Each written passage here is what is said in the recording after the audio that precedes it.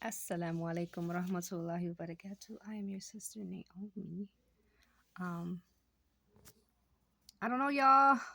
I don't know if I'm going to be able to do this every day. um, SubhanAllah, I'm just going to keep going. The thing that I like about doing this is that it forces me to get into my juice to read at least something, SubhanAllah. So I am just sharing this with you so that if you're fasting during this time and struggling, you are definitely not alone. SubhanAllah, don't underestimate suhoor. I am a breakfast person. I have to have breakfast. And by that, I mean I like dinner for breakfast. I eat. I like to eat. And SubhanAllah, um, I don't know, some days you're just scrambling for a little sip of water and some fruit. If you have time. But anyways, um, that's actually what I wanted to share today. So I haven't finished today's juice, but the little the little nuggets that I've gotten out of Juice 11, we're in Juice 11, day 10 of fasting, is the reminder that the Quran is a healing. Islam is a healing for the diseases of our hearts, and that how there are the examples of Prophet Noah alayhi salam and Musa and Harun alayhi salam once again mentioned in this juice, how they confronted Pharaoh and how Allah subhanahu wa ta'ala rescued the children of Israel from Pharaoh. And um, Prophet Noah alayhi salam, it is forgive me if I'm incorrect, but it is believed that he had one of the smallest nations. And that kind of stood out for me today because I wanted to use this as an opportunity to talk to Muslims who might be fasting alone or may feel like they don't have support. Um, so especially now, like we're a third into Ramadan, and if you are in a situation where you're either new to Islam and you're a convert, or believe it or not, there are a lot of born Muslims that struggle, and I kind of hate that for them. That a lot of a lot of struggles that born Muslims go through are kind of like ignored, or I mean, I don't know, maybe it's said in other spaces that I'm not aware of, but Muslims in general are struggling. It's not just converts that might be struggling. It can also be born Muslims who maybe you are practicing more than your family is, or maybe you're far away from them. Maybe you've moved out, maybe they've moved away, all different type of dynamics. So I just want to um, remind you that you're not alone in spirit, and that Prophet Noah alayhi salam, he reminds me of that in the sense of being, even if you're by yourself, at the end of the day, remind yourself what you're doing this for. You're doing this for the pleasure of Allah subhanahu wa ta'ala.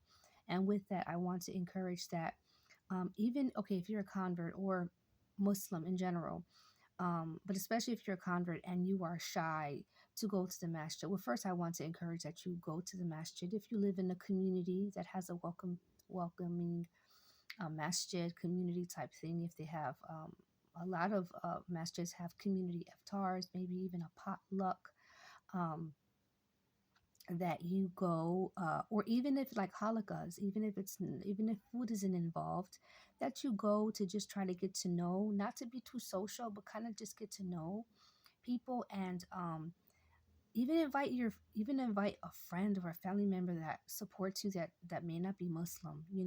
Don't don't be too shy. Don't think that like everything that you have, everything that you need, you have.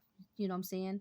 So just utilize all of your resources and don't let anything kind of keep you from making moves that you think that you want to make. So this Ramadan, you may not feel up to it. You might feel like, I just want to get my fasting done. I don't want to be around other people. I'm not comfortable yet. That's fine.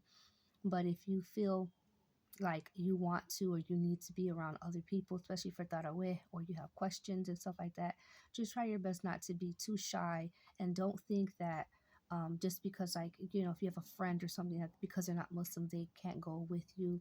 If they're willing, then why not? If they support you, you know, you deserve all the support that you need. And another thing is to also encourage. See, Islam is a balance. So while I encourage that you go to the community and that you um, kind of like get to know people just so that you don't feel alone. And, as with all relationships, it takes time. You're not going to be best friends with people that you meet right away. But at the same time, the balance is not to look at it so social. It's not like so social, like I think, especially those of us that come from Christian backgrounds, church going backgrounds, we are so used to the church community that as soon as you're a visitor, stand up, tell us your name, come to the front, let us pray for you, give us your phone number. We're going to check in on you every week. And then you convert to Islam and you walk in and no one speaks to you, and you may take it personal, and it may be cultural, it may be all types of reasons. So there's a healthy balance. There's a balance. No one is supposed to be so standoffish that they don't see other people. But then again, it's not necessarily supposed to be a place where we're going just to be social. We're there to, it's a balance, it's a balance, if that makes sense. Um, Also, use this time again, if you're feeling alone, if you're struggling, to journal, to have someone to talk to. Once again, don't disregard your loved ones who are not Muslims. As long as they support you and they love you and they're there for you, you'd be surprised at people who will give you a listening ear and let you know that they're there for you, even if they don't understand what you're going through. And that in itself should make you feel that you're not alone. So, um, and my last thing, trying to make this 10 minutes or less, is, here's my thing with converts. I think, just my own opinion as a convert, I think that some, not you, of course, no, no one watching this video. I think some converts exploit the Ummah, and I think some members of the Ummah exploit converts. I think that some converts come in and they want the red carpet, and everything is, if I am uncomfortable, if I am not appeased, if I'm not pacified, if I'm not supplied all my needs, then I'm going to leave Islam. Don't play that.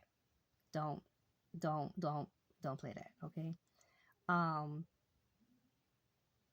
Islam is a type, becoming a Muslim, born or not, is a decision that you're making between you and God.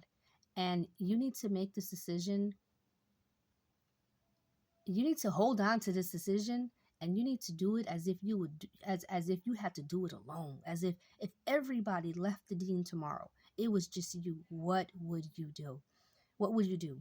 You know, this is like one of the many reasons why we have all of these stories of the Sahaba and the Prophet sallallahu alaihi wasallam, and even Prophet Noah alayhi salam, and them not only just being alone, but them facing real persecution. I know people are facing persecution in their own way. People do get put out. People do get physically assaulted. People do, their lives get turned upside down just because they become Muslims. I'm not negating that. I am just saying that if we are in a position where we are weaponizing our shahada, we are weaponizing that we're new, or then we might be doing this for the wrong reasons. So make sure that your fast and your prayer and your dhikr and everything that you do is for Allah subhanahu wa ta'ala.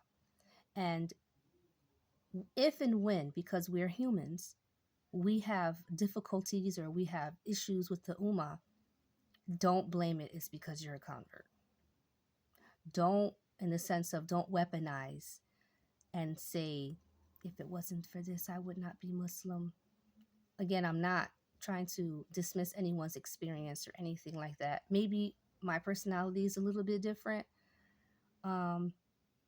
Unfortunately, I come from a background where my family members were gangbangers.